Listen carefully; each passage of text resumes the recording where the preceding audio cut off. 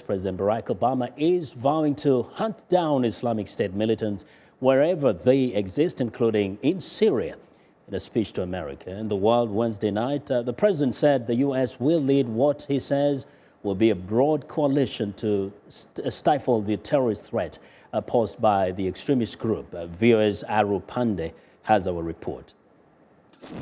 The world has watched as the Islamic State group carries out its brutal campaign in Syria and Iraq, taking large parts of both countries while recruiting foreigners in their fight for an Islamic caliphate. Now, months later, President Obama is putting America on the offensive. I've made it clear that we will hunt down terrorists who threaten our country wherever they are. That means I will not hesitate to take action against ISIL in Syria as well as Iraq. This is a core principle of my presidency. If you threaten America, you will find no safe haven. Mr. Obama spoke directly to a war-weary American public late Wednesday after the recent beheading of 2 American journalists by the militants in videos that confronted Americans with a new threat. Mr. Obama unveiled a U.S. counterterrorism strategy similar to U.S. efforts in Yemen and Somalia.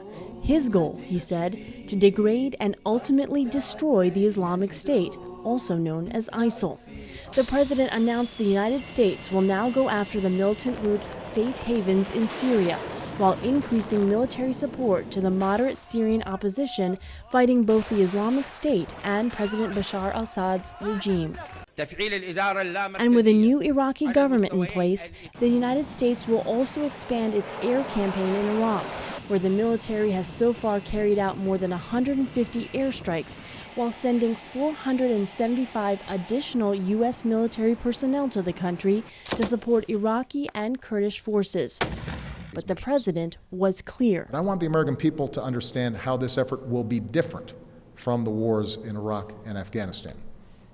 It will not involve American combat troops fighting on foreign soil.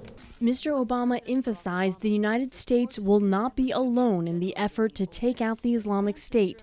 NATO allies and, more importantly, regional Sunni-led governments, including Saudi Arabia, are expected to play a key role.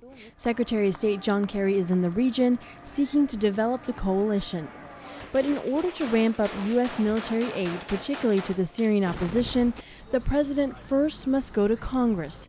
Mr. Obama called on U.S. lawmakers to support the effort in order to show the world that Americans are united in confronting this danger. Pande, VOA News, Washington.